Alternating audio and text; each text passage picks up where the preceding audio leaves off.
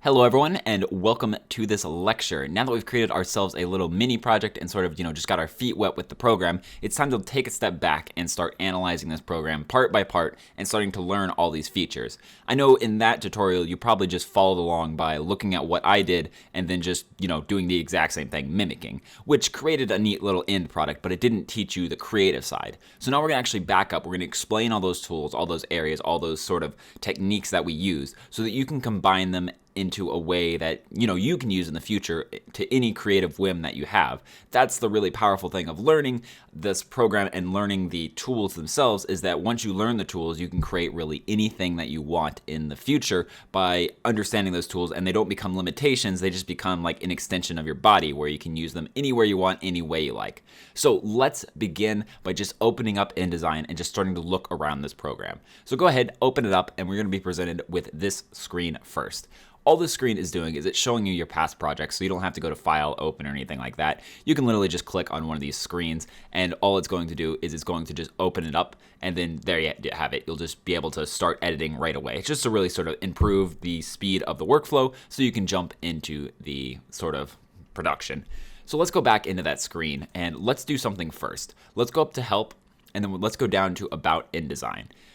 This course is going to be running on Adobe InDesign 2017.1 on build 12.1. Now, these numbers can be slightly different, but if you're before 2017.1, go ahead and update your Adobe InDesign so that you're basically, at the same point that we are, and that'll help you a lot. The build number really doesn't matter. Those are minor changes. And hopefully in the future, even like 2018 and 2019 should still work with this. If there's any big changes, we'll go ahead and update the course. But just make sure that you're up to the latest version before we get started so that when we talk about these buttons, they're in the same place and they do the same thing.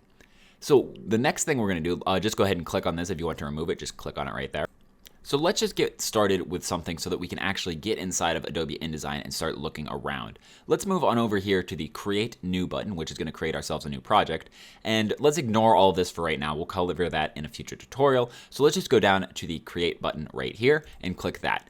And might not be this exact dimension because that's kind of set in that other screen, so whatever comes up is fine. What we're looking at is sort of what's around this. So Adobe InDesign is laid out in this sort of view. This view is completely customizable, but this should be the default view. If it isn't the default view, go up to Essentials, then go ahead and hit Reset Essentials. And if maybe it's on one of these other ones, just click on Essentials and then Reset Essentials, and it'll bring it to this view so we can all kind of follow along at the exact same pace.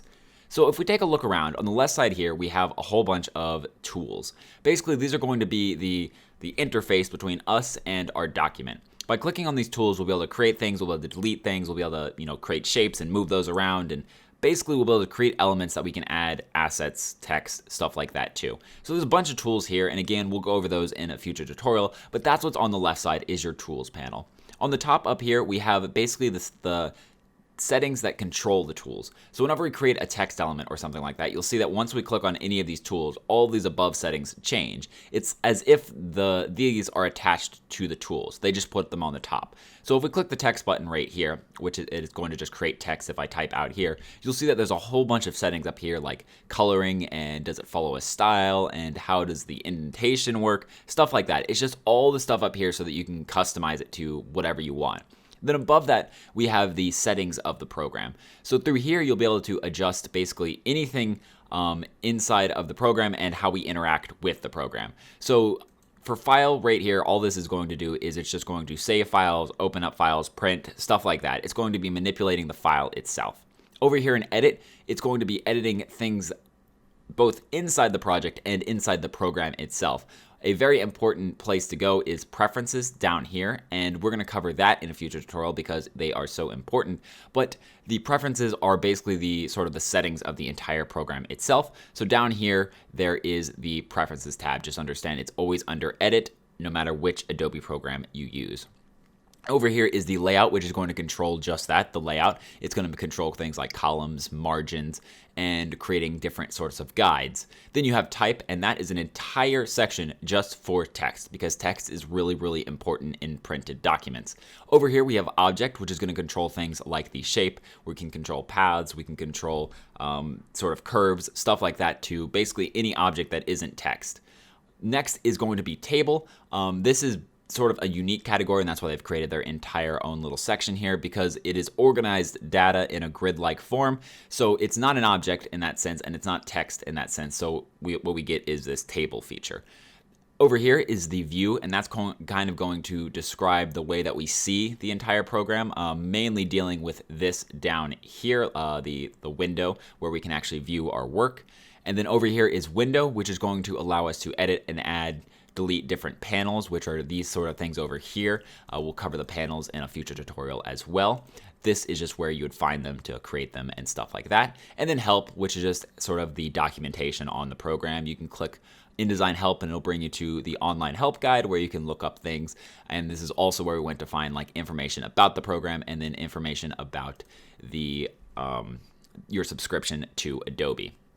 Now, on the right side, which we've already sort of touched on, is our panels. They are just set here by default. Like I said, this is completely customizable. So if we wanted the panels over here, we can move the panels over here. But they are just by default going to be on the right, so that's where we're going to describe them. Like I said, you can go up to Essentials, reset Essentials to reset it back to the normal, and you'll see that the libraries was actually here, and I don't really like the library, so what I do is I drag it here, and then I just delete it, because it takes up a lot of room, and I don't use that feature, which is exactly, it's okay to do something like that. You're not going to use all the features in the program, so set up your workspace the way that you want. That's actually going to be the next tutorial, is we're going to be talking about that.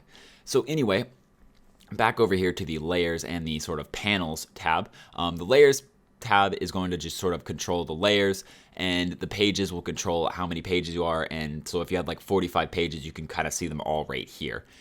The rest of this, again, we're going to describe a little bit later. So just understand that this is where all of the panels are going to go by default.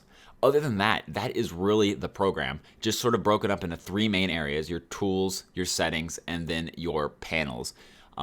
That is basically the extent of the entire Adobe suite, is just sort of those three elements combined together to affect the view, which is right here in the center. Now you should have a slightly better understanding of how this program works. It isn't going to be a really high level sort of understanding, but hopefully it removed some of that overwhelm that maybe you got when you first opened up the program and saw, 1,000 different buttons. So now that we've got this sort of basic understanding, let's start diving into the different elements of InDesign so that we can start creating our own pieces and creations in the future.